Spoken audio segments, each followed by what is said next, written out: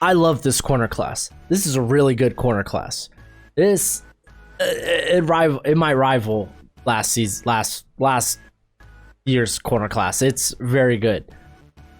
I'm just gonna put that out there right now. What's crack like? It's your boy Broshmo. Just in case you did not know so, go ahead, become a bro and subscribe. Leave a thumbs up if you enjoy the video. It really helps out the channel a ton. It helps me help me. But yeah, go ahead and do that. I highly encourage it. If you really love talking NFL draft, well, go ahead, download the Flick Sports app. Bam! You can catch me in the Never Too Early Draft group. I'll leave a link in the description below, so go and check that out. By the way, this is a top 10 list. I'll give you my top 10 corners, but if you want to see the expanded list, it consists of over 30 prospects. I love the corner position. It's my favorite position to evaluate. That and receiver. Who would have thought? You could kind of do both at the same time. It's really great. But I got a lot of prospects on here, and if you want to see my full rankings, go to ftfn.com.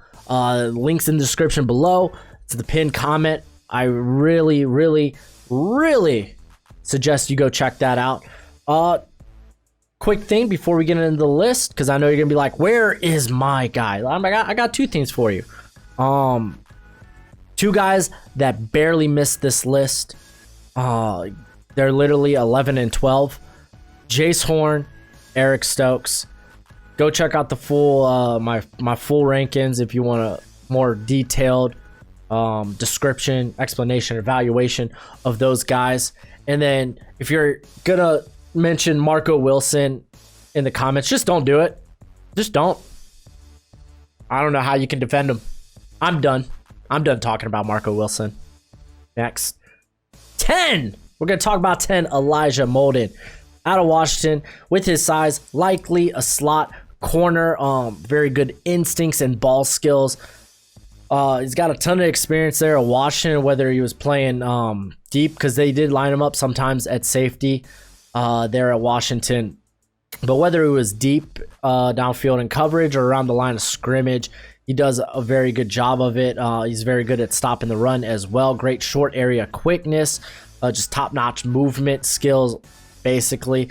It just kind of pigeonholes him into being a slot corner, which, you know what? It's a started position now in today's NFL, so there's nothing wrong with that. We saw Amik Robertson out of Louisiana Tech get drafted in the 3rd round, who was a slot only guy. So I think we're gonna start to see more slot only players get drafted. At 9, Robert McCreary out of Auburn, and I'm gonna say this: he's solely up on the top 10 because of upside. Because this guy, much like Noah Igbinoghene, which drafted by my Dolphins, got the hat right there. You probably can't see it because now the face cam is real small. But he was a very raw prospect that needed time to develop, as you could see from some of his starts this season. But he was a guy with all the tools to be an upside, and it carried him to the 1st round. I don't think that's going to be the case for McCreary, but you could see those traits. You could definitely see it. Again, just in terms of technique, he's not there yet. He does have the great length, the athleticism. I mean, we've seen the highs. He had the pick 6 in the season opener, but then you kind of see the lows in like the last 2 games. He's allowed 3 touchdowns. So he's going to be coveted because of his potential as a press man corner. But I think so far from what I've watched from him, because surprisingly I've watched a lot of SEC games this year. I guess not surprisingly, it's the SEC. It's the best conference in football at me. And I'm a Hurricane fan, I could say that. But I think this guy's better in zone coverage. I mean, regardless, he's got press traits. So whether it's press zone, press man, that's probably what he's going to be doing at the next level. But he does need to add a little size to him. Then Diamador Lenoir out of Oregon. I'm happy to see this guy come back. He didn't really need to. I think we kind of know what he's going to do in the NFL, but I just really want to see this guy play. Like, no lie, like, this is how I played. I mean, I sucked when I played football, but this is how I played. But I think he's going to end up being like a safety slot hybrid when it comes to the NFL.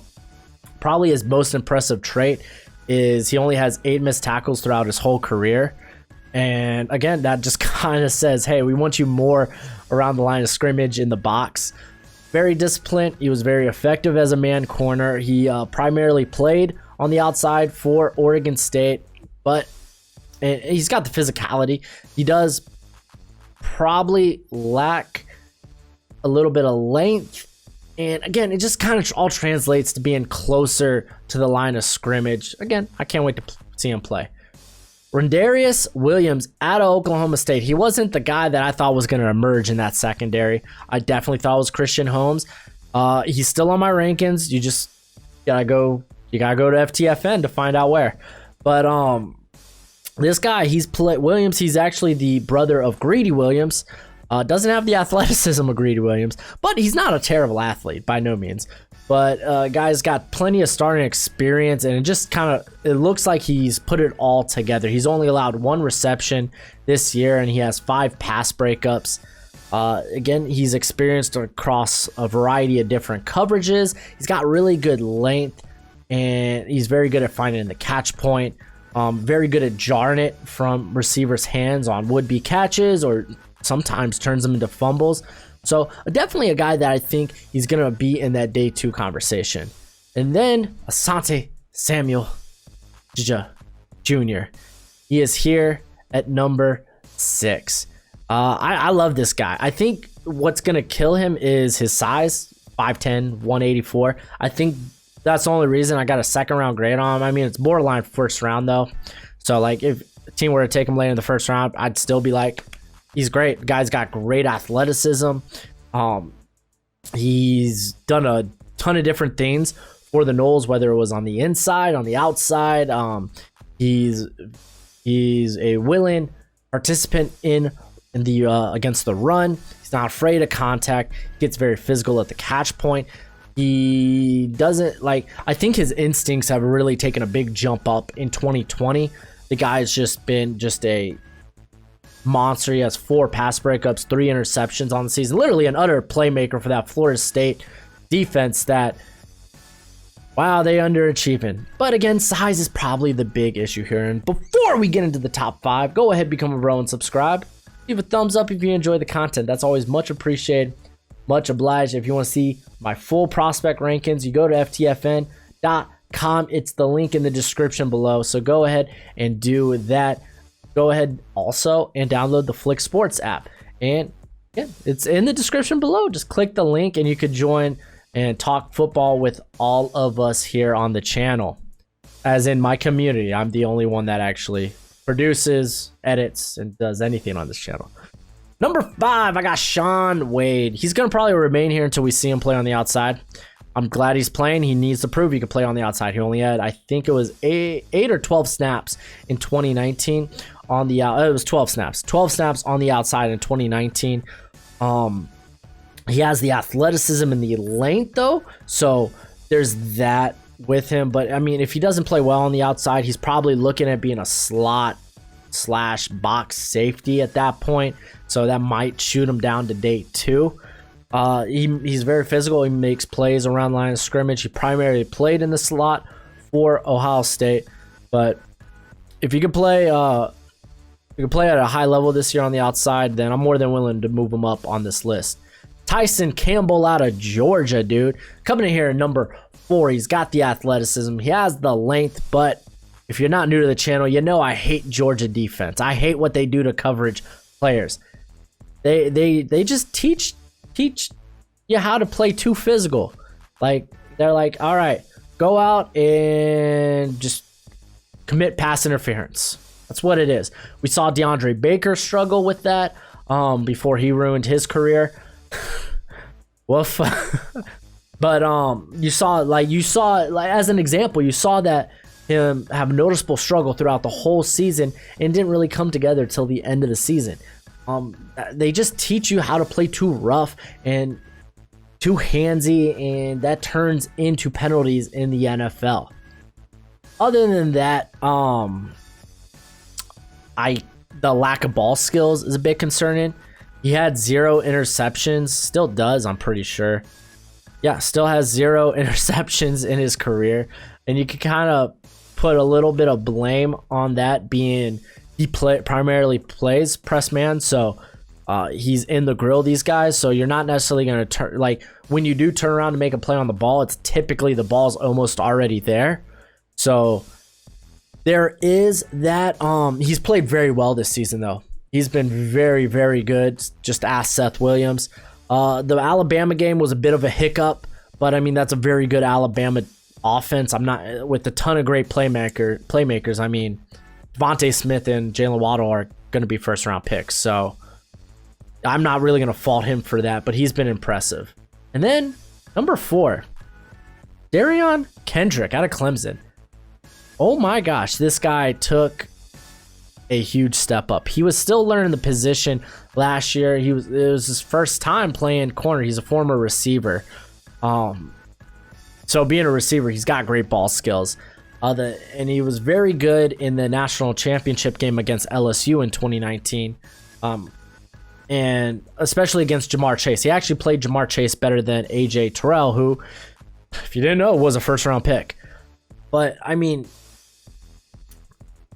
from a technique perspective and a discipline perspective, like being disciplined in the coverage you play, he wasn't there yet in 2019. He would often drift away from his zone, his responsibility in coverage, but he's been so much better this season. Like, it's been a massive leap. He's only been targeted 7 times this season, resulting in an interception, 2 pass breakups, and 0 receptions. He hasn't allowed a reception yet this year.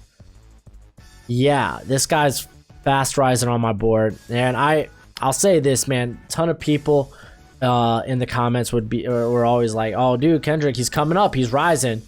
You better be looking out for him. I was like, all right, I'm going to wait till he plays. And all right, I've seen him play. He's doing well. Doing well. Patrick Surtain II here at number 2 at Alabama. He's played very, very well this year. He's played extremely well over the course of his career. He was a starter there as a freshman, true freshman. And he's just been very good. The big knock on him is speed, but I think he'll be a low 4.5, high 4.4 guy. Which isn't bad by any means. He's one of the best press corners in all of the country, one of the best deep ball defenders. Despite that lack of speed, he's only allowed 60 yards. Was it twice over his career? Yeah, he's only allowed 60 yards in coverage twice over the course of his career. He's got very good ball skills. And I mean, hey, shoot, he played well in the slot too, despite not being a great athlete. Because at times, you got to kick your boys into the slot. So, I mean, dude, let's look at 2020, because I said he's been doing well. He's allowed a completion percentage or completion rate of 42.9%. He's allowed a passer rating of 56.3% when targeted. So it doesn't matter, man. Whether you run heavy man, heavy zone, I think this is your guy. And then Caleb Farley out of Virginia Tech. I'm not going to move him because he has all the elite tools. I think he's still, I know it would have been nice to see that he wasn't just a one-year wonder, but he decided to opt out. It is what it is. He's going to test extremely well because he's got elite tools. He's got 4.3 speed, and you see it on the field. But in 2019, he allowed a passer rating of 26.8. The guy was just very good. He's very quick at getting into the catch point. He primarily played in a very zone-heavy scheme there at Virginia Tech. I imagine he's working a lot on footwork and technique this offseason. I say this offseason. We're playing a season. He's just not playing. So his offseason, he's got the length. Again, elite corner traits. It got CJ Henderson to be a top 10 pick. So I could see that for Farley as well. But that's it for the video. A little less violent with the ending this time. So yeah, go ahead, do the YouTube thing. Throw up the thumbs up, hit the subscribe button. Let me know who you think could be on the list. There's a lot of shuffling going on when it comes to this corner class. It's a really good corner class. It's really tough ranking these guys. I'm having the same trouble with the receiver. Both are incredibly deep classes. But yeah, go ahead, do the YouTube thing, and until next time, you be easy, my friends. Later.